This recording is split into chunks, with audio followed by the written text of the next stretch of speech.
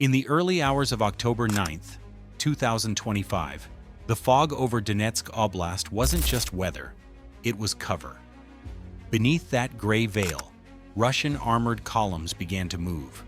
Dozens of tanks, infantry vehicles, and motorcycles advanced toward the small settlement of Shakhove, a name now etched into Ukraine's map of defiance.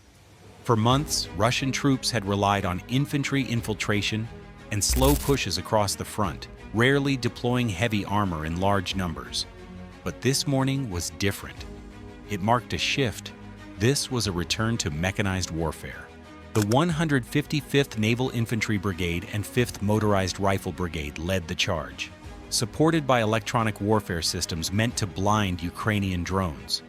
But even under rain and low visibility, Ukraine's defenses held. Within hours, multiple armored vehicles were immobilized in muddy fields, their advance halted by anti-tank fire and precision drone strikes. The Russian assault was supposed to break the deadlock near Donetsk. Instead, it revealed the cost of desperation. The timing was no coincidence. Rain, fog, and heavy winds had grounded much of Ukraine's aerial surveillance. Moscow saw an opening. Yet this gamble, to move armor under bad weather, may have backfired. By the day's end, the battlefield near Shakhove was littered with machines and silent motorcycles, marking one of the most intense mechanized clashes in recent months. And now, analysts are asking, was this resurgence in Russian armor a tactical adaptation or a sign of growing strain? The inspection for this operation began long before the first tank rolled. In a dimly lit coordination room somewhere near Kramatorsk, a small Ukrainian monitoring team was already awake. They had been watching Donetsk's western sector for days, noticing something strange in the satellite mosaics. Convoys that usually stopped at night were now moving through low-visibility weather. Their tracks on the wet fields looked heavier than infantry carriers. The shift was subtle but consistent. It suggested armor. At around 6:47 a.m., the first meaningful clue appeared on a drone feed. A small reconnaissance unit operating north of Shakhove noticed dark shapes emerging from fog patches near the tree line. They were too large and too synchronized to be civilian traffic. Analysts froze the footage and enhanced it. What they saw was a column of vehicles, tanks, infantry fighting vehicles, and motorcycles moving with headlights off. The fog and rain gave them cover, but the mud betrayed them. Tracks were visible even from high altitude. By 7:12 a.m., the call reached the local tactical command post. The observers on duty cross-referenced the sighting with radio intercepts from the previous night. Russian field chatter had mentioned a motor push supported by artillery. The term was vague, but enough to raise alert levels. At first, the analysts assumed this might be another diversion, a common Russian tactic involving small motorized groups meant to draw fire. But the weight readings from radar sensors hinted otherwise.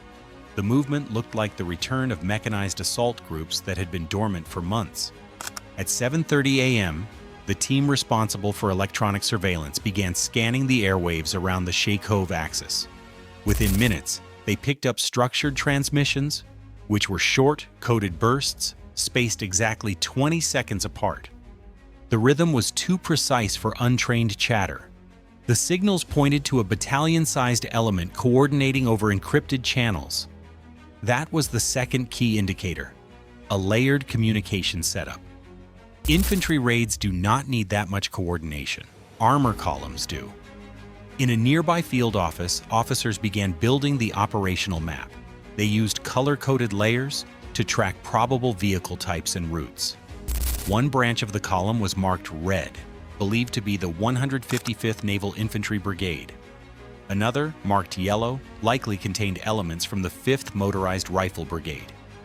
Their estimated strength, 30 armored vehicles, 15 motorcycles, and several support trucks carrying fuel and ammunition. The weather that morning, fog, drizzle, and low wind, favored them. Ukraine's aerial reconnaissance was partially grounded. Still, the drones did not stop working. By 8:02 a.m., a small rotary drone flying south of Donetsk captured more footage. 3 tanks had halted on a ridge, their turrets scanning slowly. They were probing. Behind them, 2 trucks unloaded infantry. This was no random patrol. The formation looked like a textbook advance guard preparing to push through the defenses around Shakhove. The operations cell began relaying this data to brigade-level command. Tactical planners immediately recognized the risk. If the Russians succeeded in breaching Shakhove, they could threaten the broader logistics corridor connecting Ukrainian positions across Donetsk's western front. That corridor was vital for supplies and rotation. Losing it would isolate several defensive pockets. So, the orders came quickly: monitor, contain, and if confirmed as an armored thrust, engage with layered resistance. At 8:25 a.m., the weather worsened. Visibility dropped to less than a kilometer. Ground observers could hear engines but not see them. The rain softened the earth, turning open ground into sludge. For a moment, the movement stalled. Drones lost visual contact and signals faded. Then came the sound that confirmed everything: a low, rolling rumble of engines revving in unison. The attack had begun. From the east of Shakhove, the first wave emerged through the mist. Tanks in loose formation, followed by infantry carriers, advanced toward the defensive lines. Ukrainian units had prepared for such scenarios, even though large-scale armor pushes had become rare in recent months. They immediately activated anti-tank teams positioned in tree belts and old trenches. These teams were small, mobile, and linked to drone observers feeding live coordinates.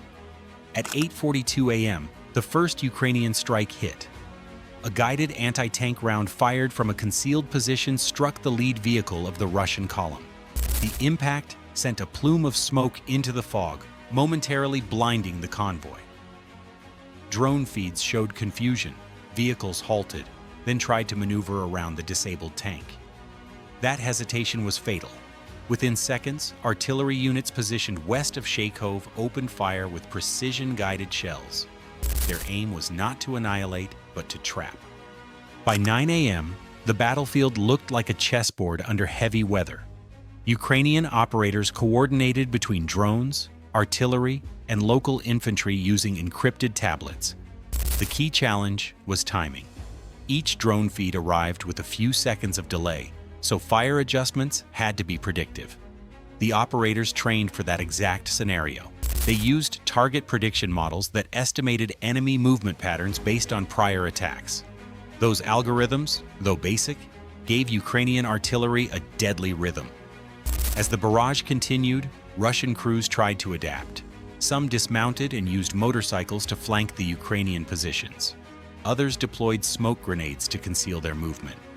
From the air, those plumes looked like white ribbons stretching across brown fields, yet each ribbon only gave away its coordinates. Drone pilots marked the spots and relayed them to mortar teams operating behind the ridge. By 9:27 a.m., at least 6 armored vehicles had been hit or immobilized. Then came a short pause. Both sides regrouped. The Russian assault did not stop but shifted direction. Instead of pushing straight into Shakhove, they began circling southwest, hoping to bypass fortified areas. The Ukrainian observers quickly caught the maneuver. In the command room, officers updated the map in real time. A young analyst noticed that the terrain ahead of the Russian flank was uneven, with several irrigation canals cutting across it. Tanks would struggle there. The commander approved a trap. Let them enter the canals, then strike from both sides. By 9:55 a.m., the plan was in motion. Artillery fire ceased, creating the illusion of retreat. The Russian units, thinking the barrage had ended, advanced into the lowlands. When the first tank rolled into the canal bed, Ukrainian drone operators released 2 first-person view FPV drones armed with anti-armor charges. They dived straight into the vehicles from above. The hits were precise, tearing through the armor roofs. The confined terrain amplified the shockwaves, and soon several tanks were stalled nose down in mud. At 10:10 a.m., radio intercepts captured Russian voices calling for recovery vehicles. That confirmed the damage. The Ukrainian commander knew that any attempt at recovery would expose more assets, so he ordered drone operators to conserve munitions and let the environment do the rest. The rain kept falling, turning the canal into a trap of wet clay and debris. By the time the next Russian wave arrived, the path was impassable.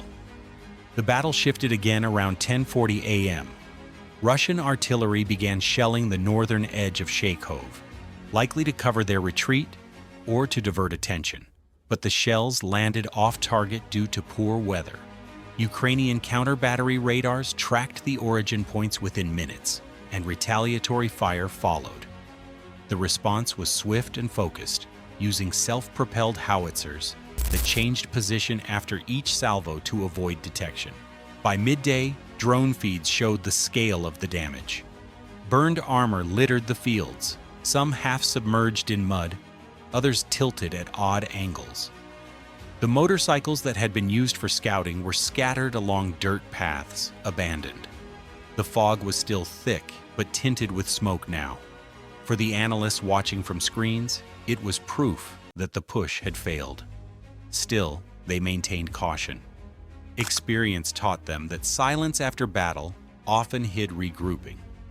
At 12:30 p.m., Ukrainian drones observed small Russian teams collecting wounded soldiers near the wrecks. No further armored movement followed. Analysts interpreted this as a withdrawal phase. The front quieted, but electronic surveillance continued. At 1:05 p.m., the signal teams detected faint transmissions moving eastward. That was the last sign of the Russian force retreating. The Ukrainian units held their ground without pursuing. The command decided that conserving strength was more valuable than chasing a battered column. In the hours that followed, forensics teams began gathering post-battle data. They compiled drone footage, mapped impact craters, and identified dismantled vehicles. The early count suggested that out of roughly 30 armored units, at least 13 were damaged or immobilized, while others withdrew. Motorcycle units suffered high attrition due to the terrain and counterfire. Most importantly, the attack failed to reach Shakhove or disrupt supply routes. For intelligence officers, the incident carried a broader meaning. It signaled that Russian forces were testing a shift in tactics, possibly returning to mechanized assaults despite heavy losses in previous campaigns. The use of mixed units, armor, motorcycles, and infantry hinted at experimental adaptation. However, the results showed that environmental conditions and precise defensive coordination could nullify numerical advantage. By 3 p.m., higher command reviewed the situation. The mood was analytical, not celebratory. They knew the enemy would learn from this. Already, intercepted traffic suggested that Russian planners were discussing smaller, dispersed attacks instead of concentrated pushes. The Shakhove failure would likely shape the next phase of fighting. That evening, open-source footage began circulating online. Locals posted videos showing columns of smoke rising behind the village, and still frames revealed decimated vehicles half hidden in fog. Analysts verified the content against known coordinates, confirming the authenticity. The images matched earlier drone captures. Independent observers concluded that the Russian assault had been effectively repelled. By nightfall, the area remained tense but quiet. Ukrainian units used the lull to reinforce their trenches and rotate personnel. Engineers worked to clear unexploded ordnance.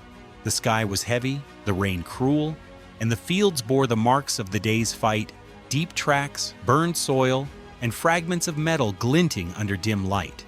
For those in the operations room who had monitored the entire sequence from morning to dusk, it was another day in a long and grinding defense.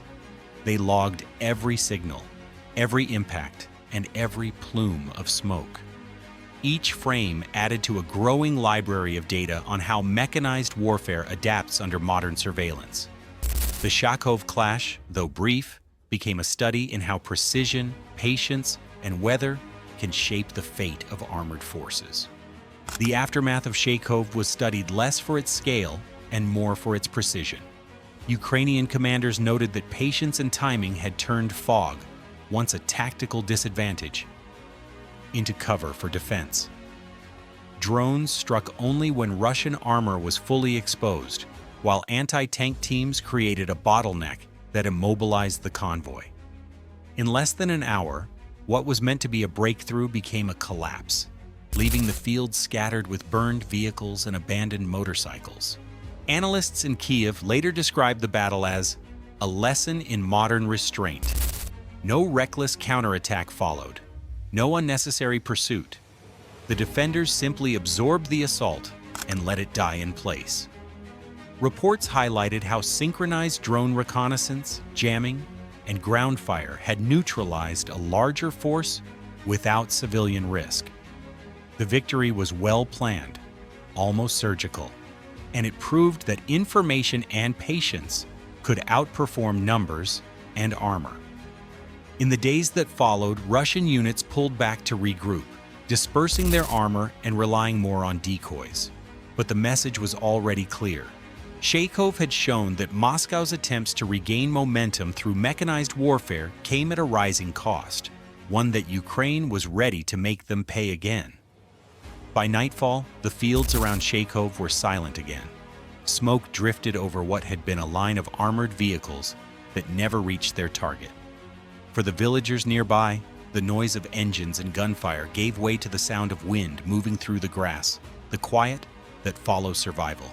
Analysts watching from far away marked the footage, not with celebration, but with acknowledgement.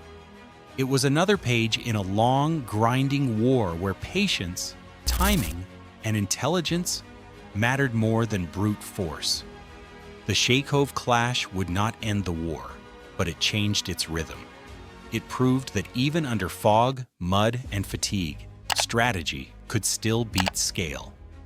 Somewhere in an operations room, the feed flickered out and someone simply wrote the final note, "Objective complete." In a war defined by noise, silence once again meant victory.